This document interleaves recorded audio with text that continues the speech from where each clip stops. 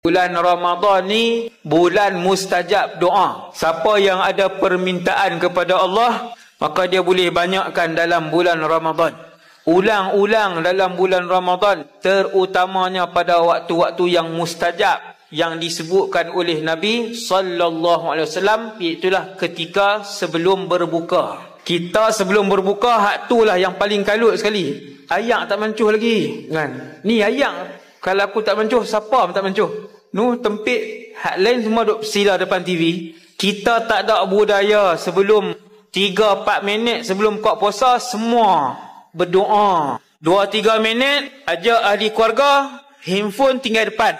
Ni kalau saya tak sebut 2-3 minit, semua buat macam tu. Sekali dengan pak hak panggil tu, dia pun ni juga duk tengok mesej, duk baca. Lepas tu semua diam.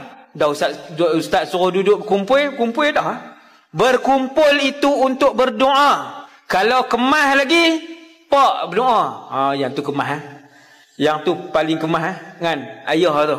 Wahai Allah, anak aku Ismail ni puasa. Wahai Allah, terimalah puasa dia, masukkanlah aku dengan dia dalam syurga. Wahai Allah, isteri aku ni puasa. Kami puasa, wahai Allah. Sebut nama isteri, nama anak. Terima puasa kami, wahai Allah. Seperti mana kami berimpun melakukan amal ibadah kepadamu, wahai Allah, impunkanlah kami sekeluarga dalam syurga Firdausmu, wahai Allah. 2 minit, 3 minit berdoa. Ini orang terlepas pandang, no?